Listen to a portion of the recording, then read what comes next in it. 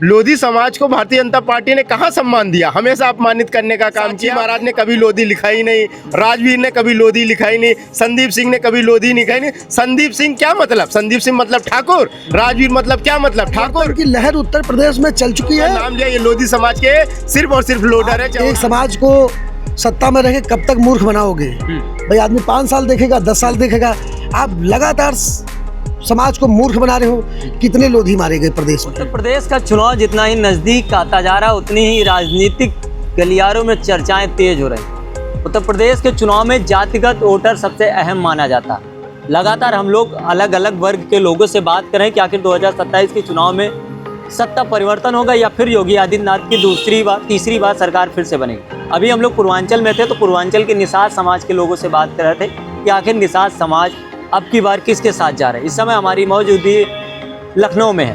हमारे साथ शिवशंकर लोधी जी हैं जो लोधी समाज से समझते हैं कि लोधी समाज 2027 के चुनाव में किसके साथ जाएगा, फिर से योगी आदित्यनाथ के साथ, भारतीय जनता पार्टी के साथ, या फिर परिवर्तन के मूड में समझते हैं। सर पहले तो आपका स्वागत है।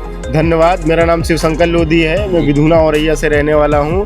और जैसा कि आपने कहा कि 2027 में लोधी समाज योगी आदित्यनाथ को तो लोधी समाज 2024 में ही त्याग चुका है, छोड़ चुका है। ये झांकी आपने देखी होगी कि भारतीय जनता पार्टी के, चाहे वो राजवीर सिंह हो जो एटा जो लोधी बाहुल्य सीट मानी जाती है वहाँ से वो मुखी खाए, घनश्याम लोधी जो रामपुर जो लोधी बाहुल्य सीट मानी जाती है वहाँ से वो मुखी खाए, और जो अजेंद्र लोधी है समाजवादी पार्टी के जो प्रत्याशी थे राठ हमीरपुर से, उन्होंने विजय फतेह प्राप्त की। और लोधी बाहुल्य सीटों पे जो भी लोधी बाहुल्य सीटें थी वहाँ सभी जगह समाजवादी पार्टी ने भारतीय जनता पार्टी को डिफीट किया लोधी समाज की दम पर। मैं आपका मानना है कि 2027 में लोधी समाज कहीं ना कहीं परिवर्तन की तरफ जा रहा है? बिल्कुल परिवर्तन के साथ जा रहा है। और परिवर्तन सिर्फ अखिलेश यादव की नज़रों में दिख रहा है कि अखिलेश यादव जी चाहे वो पिछड़ा हो, चाहे दलित हो, चाहे आधी आबादी हो, चाहे पीड़ित हो, चाहे दुखी हो, चाहे अपमानित हो, अखिलेश यादव जी ने जो समीकरण बनाए हैं उन समीकरणों से वो भारतीय जनता पार्टी को 2024 में एकदम हाफ कर चुके थे और 2027 में वो एकदम साफ करके मानेंगे। क्या लगता है जो सम्मान भारतीय जनता पार्टी लोधी समाज को दे रही, क्या वो अखिलेश यादव दे पाएंगे?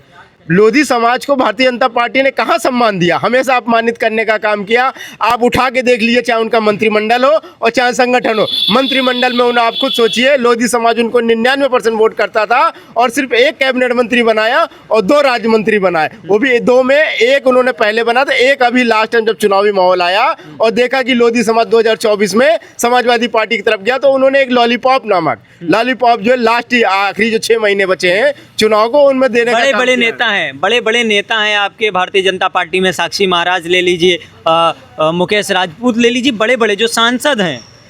आपने जिनका नाम लिया वो कहाँ से लोधी समाज के ना, आप खुद बताइए। उमा भारती, वो भारती लिखती हैं, लोधी लिखने में उनको शर्म आती है। साक्षी महाराज ने कभी लोधी लिखा ही नहीं, राजवीर ने कभी लोधी लिखा ही नहीं, संदीप सिंह ने कभी लोधी लिखा ही नहीं। संदीप सिंह क्या मतलब, संदीप सिंह मतलब ठाकुर, राजवीर मतलब क्या मतलब ठाकुर। राजवीर ने अपनी बेटी की शादी अभी चौहानों में जो दिल्ली के शिवराज सिंह चौहान उद्योगपति हैं उनके लड़के के साथ की, ये अपने आप को लोधी मानते ही नहीं है। मैं बोलना नहीं चाहूँगा, बाबूजी ने भी एक बार लोधी समाज को अपमानित करने का काम किया। एक एटा में जब ये सांसद चुनने के गए थे तो एक भारतीय जनता पार्टी का जो लोधी समाज का कार्यकर्ता था उसने सिर्फ लोधी कल्याण सिंह लिख दिया था, तो बाबूजी ने उसको अपमानित करके पार्टी से निकालने का काम किया। ये आप जिन्हों का नाम लिया ये लोधी समाज के सिर्फ और सिर्फ लोडर है, चाहे वो साक्षी महाराज हो, चाहे वो साक्षी महाराज हो, चाहे उमा भारती हो। लोडर है साक्षी महाराज, बिल्कुल लोडर है वो साक्षी महाराज। उमा भारती जी ने तो अब जाकर अंतिम समय में कहा कि मैं अब राजनीति से संन्यास लेकर के हरिद्वार में आश्रम में रहना चाहती हूँ। अरे उमा भारती, जाते जाते उमा भारती जी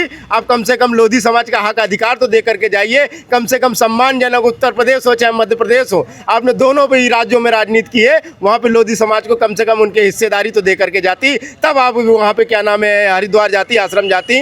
लेकिन ये सब लोग सिर्फ और सिर्फ भारतीय जनता पार्टी के, चाहे साक्षी महाराज जी हो चाहे उमा भारती, जो सिर्फ लोडर का काम किया है। लोडर में जैसे लोड कर करके सामान एक जगह से दूसरी जगह पहुँचाया जाता है, वैसे इन्होंने लोडर का काम लोधी समाज को लोड करके भारतीय जनता पार्टी में कुराने का काम किया है। साक्षी महाराज भी कोई काम के नेता नहीं, फिर कोई काम के नहीं। लोधी समाज ने तो उनको सम्मान दिया एक समय, लास्ट टाइम जब साक्षी महाराज महाराज का भारतीय जनता पार्टी से टिकट कट गया था, तो इन्होंने लोधी समाज से आह्वान किया था, हे लोधी समाज, इस भारतीय जनता पार्टी ने मुझे बेइज्जत करने का काम किया, तो लोधी समाज ने उनको 3 लाख वोटों से जिताने का काम किया। और भारतीय जनता पार्टी ने क्या है, जिसे उन्होंने 3 लाख वोटों से हराने का काम किया, उस ब्रजेश पाठक को भारतीय जनता पार्टी ने डिप्टी सीएम बना दिया। और साक्षी महाराज 7 बार के सांसद, उन्हें मंत्री पद तक नहीं दिया। ये सिर्फ और सिर्फ लोधी समाज को बेइज्जत करने का काम करते हैं और कुछ नहीं करते। तो 2027 में अखिलेश यादव के साथ लोधी समाज। बिल्कुल, अखिलेश यादव जी के साथ लोधी समाज है। अखिलेश यादव जी ने कहा भी है कि लोधी समाज को जितना सम्मान बनता है, मैं उतना सम्मान 2027 के चुनाव में हमारी सरकार बनने के बाद मैं सम्मानजनक स्थिति में उनको दूंगा। और टिकटों के लिए भी उन्होंने कहा और संगठन के लिए भी कहा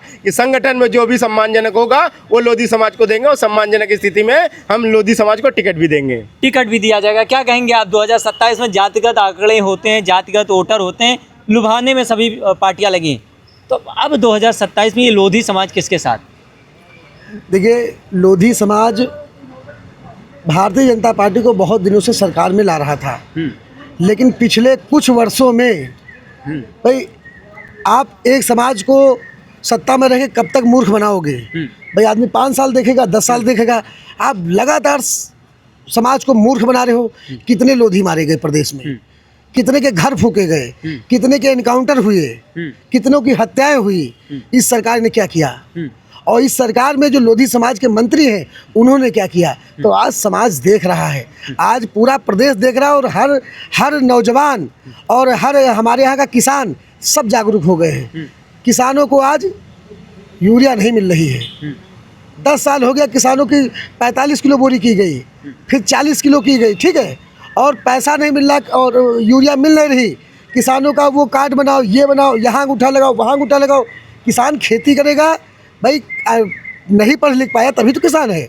उससे तुम करो खाद के लिए, डीएपी के लिए, इसमें लगाओ अंगूठा, वहाँ से वो काम के वो करो, ये करो। तो किसानों को डीएपी नहीं मिल पा रही, यूरिया नहीं मिल पा रही, किसान परेशान है। लेकिन किसान भी हमारे यहाँ का जागरूक हो गया है।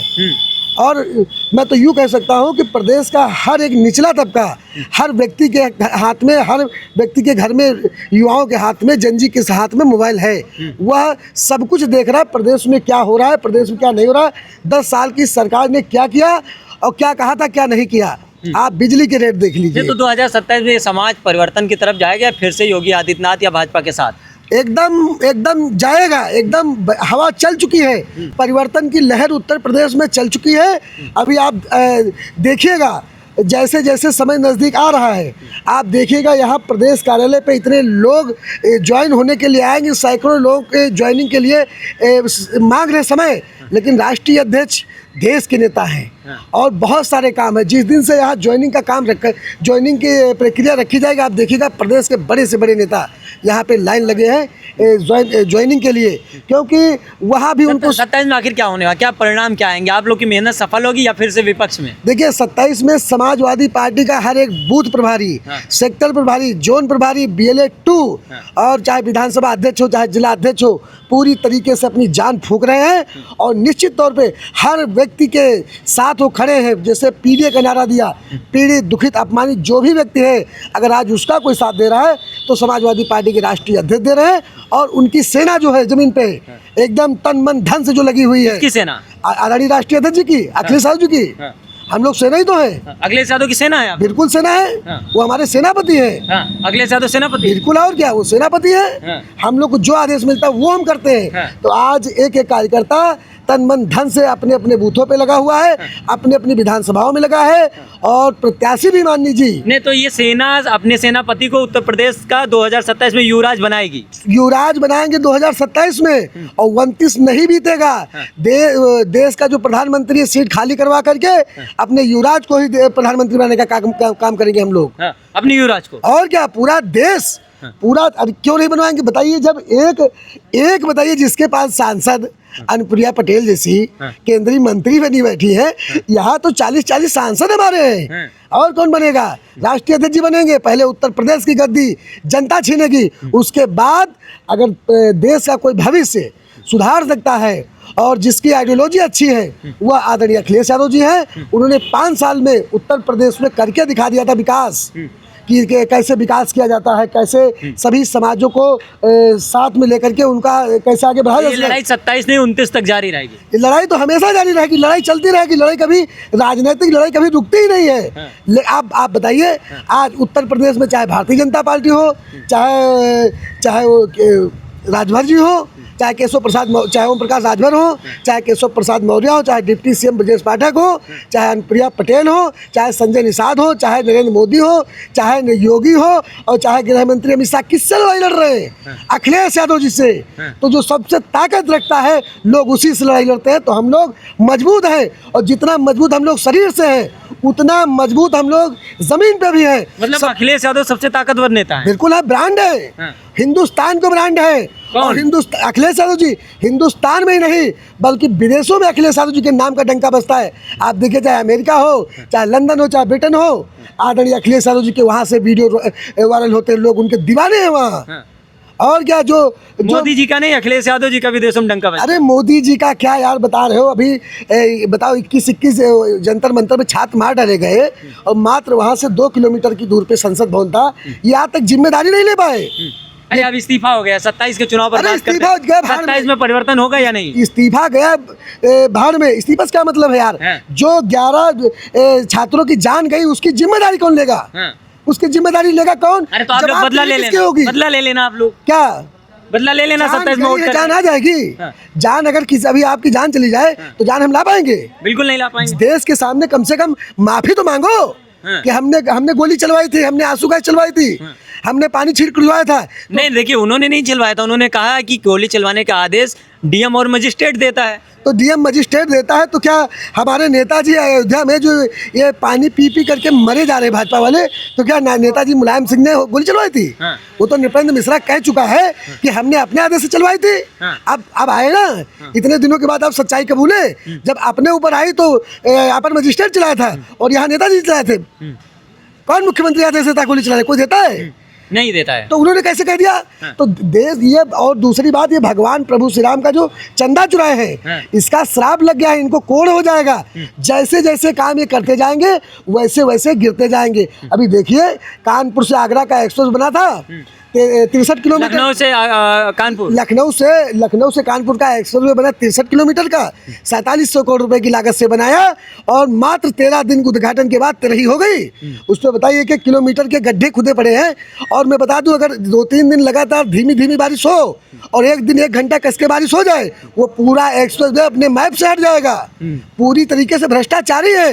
बताइए, मंदिर में चप्पल चुरा लिए, खड़ाऊ चुरा लिए, और 200 किलो चांदी चुरा लिए भगवान प्रभु श्री राम, जो भगवान प्रभु श्री राम का नहीं हुआ, जिसके दम पे सरकार में आए, वो जनता का क्या होगा? आज जनता देख रही है 140 करोड़ जनता को जिस तरीके से इन दोगलों बेईमानों मक्कारों ने ठगा है, लुटेरों ने। तो जनता देख रही, और जनता का भी श्राप और भगवान प्रभु श्री राम का श्राप। और एक बार श्राप दिए थे तो वहाँ से अयोध्या से हाफ हो गए। इस बार आप देखिएगा पूर्वांचल में पूरी तरीके से साफ हो जाएंगे। और जहाँ जहाँ भगवान प्रभु श्री राम गए थे वनवास, जहाँ जहाँ होकर के, वो सारी लोकसभा सीटें हारे।